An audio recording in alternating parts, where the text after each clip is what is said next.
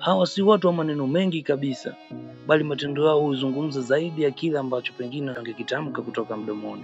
Derrick hakuzaliwa tajiri, hakuwa na mali nyingi, lakini alijua kitu kimoja tu muhimu sana, kwamba duniani mtu hawezi kuishi peke yake. Alipokuwa kijana mdogo aliona mama mmoja aliyeketi kando ya barabara akilia njaa. Watu walipita tu, wengine waligeuza macho ili pengine wasiweze kumuona kabisa mama huyo. Lakini Derrick kwa moyo wake wa dhahabu aliamua kutoa kipande cha mkate na shilingi 200 akampa yule mama. Hapo ndipo moyo wake wa kujitolea ulipoanza kuzaliwa. Miaka ikapita, Derrick akaanza kujulikana kama mtu wa watu. Kila alipopita kila mmoja alikuwa akifurahia uwepo wake. Siku moja alitembelea kambi ya walemavu, aliona jinsi ambavyo maisha yao yalikuwa magumu. Wengine hawana vitanda, wengine hawana mavazi, wengine hawana matumaini kabisa. Hapo ndipo akaamua jambo la busara, akajisemea ndani ya moyo wake kwamba nitafanya chochote niwezacho kuwasaidia hata kama ni kwa kidogo. Na kweli alianza kugawa chakula, mavazi na hata kujenga nyumba ndogo kwa wale ambao walikuwa hawana makazi.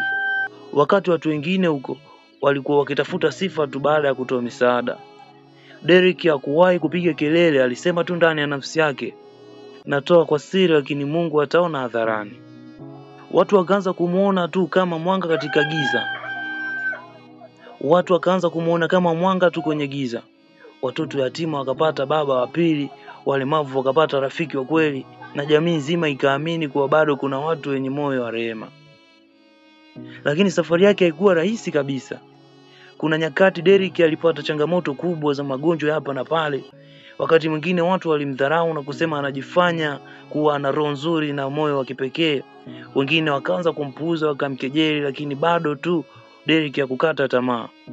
Alijua kitu kimoja tu ambacho nafsi yake ilikuwa ikimng'ang'aniza na kumsisitiza, kwa ukifanya wema kwa moyo, Mungu ndiye shahidi wako. Hivyo aliendelea siku baada ya siku, mwaka baada ya mwaka, na akaendelea tu kuonekana kuwa ni mtu bora katika jamii yetu. Kutokana na moyo wake kujitolea, hadi leo hii ukitembea Nyarugusu utakuta watu wakisema yule nyumba yake imejengwa na Derrick, huyu kapata mavazi kutoka kwa Derrick, watoto wanakula chakula kwa sababu ya Derrick, jambo ambalo limekuwa likimpa Derrick umaarufu na kuweza kuona kwamba Derrick ni mtu muhimu kabisa. Na jambo la ajabu ni kwamba Derrick hafanyi hivyo kwa kupata pongezi. Anasema tu, moyo wangu ulipata amani pale tunapoona wengine tu wanatabasamu. Katika dunia hii ambapo watu wengi hufikiria kujijenga wenyewe, lakini Derrick anatukumbusha kuwa kuna thamani kubwa ya kujenga hata kwa wengine. Anatufundisha kuwa kutoa ni moyo, na hata kama una kilo moja tu ya unga au kanzu ya zamani, unaweza kubadilisha maisha ya mtu. Watu wa Kasulu wanamfahamu Derrick kama mfano wa upendo. Watoto wanamuita baba wa pili, wazee wanamuita mkombozi wa kijiji, na vijana wanasema kama Derrick anaweza basi hata sisi tunaweza.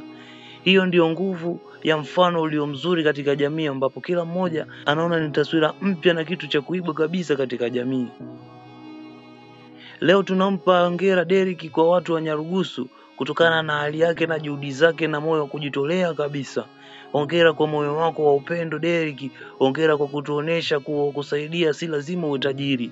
Unahitaji tu moyo wa kibinadamu ili kuweza kusaidia watu wengine. Kwa kazi yako maisha ya wengi yamebadilika. Watu wamepata tumaini, wamepata heshima, na watu wamepata amani kabisa. Na kwa sisi tuliobaki, huu ndio wito kabisa ambao inabidi kila mmoja aweze kuishi nao.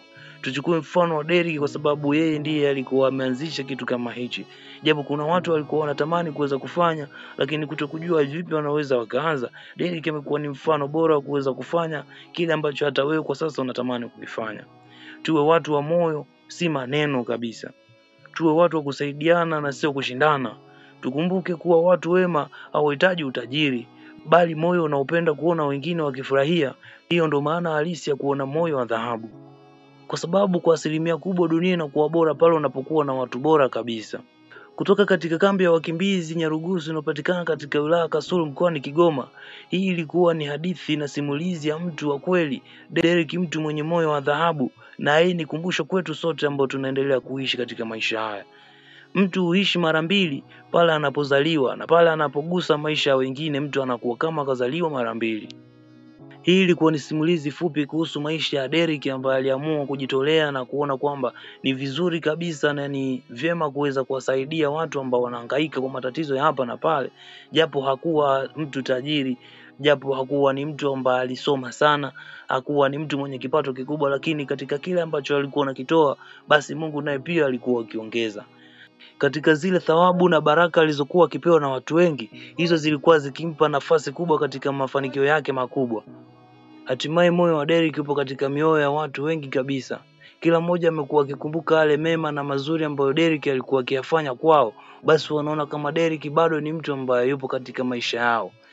Hatimaye Derrick katika mazingira yake ya kuishi katika kambi ya wakimbizi ya Nyarugusu inayopatikana katika wilaya Kasulu mkoani Kigoma, basi Mungu aliweza kufungua milango na kuweza kumpa safari ya kuweza kuelekea katika nchi ya nje huko.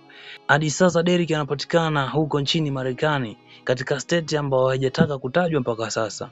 Licha ya Derrick kujielekeza katika nchi ya Marekani, haijawa ni mwisho wa yeye kuweza kutokutoa misaada ya watu huku. Mpaka sasa Derrick ameunda timu ambalo linakuwa linatembelea watu wasiojiweza, mayatima, walemavu na wajane. Hiyo imekuwa ni taswira mpya ambayo kila mmoja anatamani kuweza kuendelea.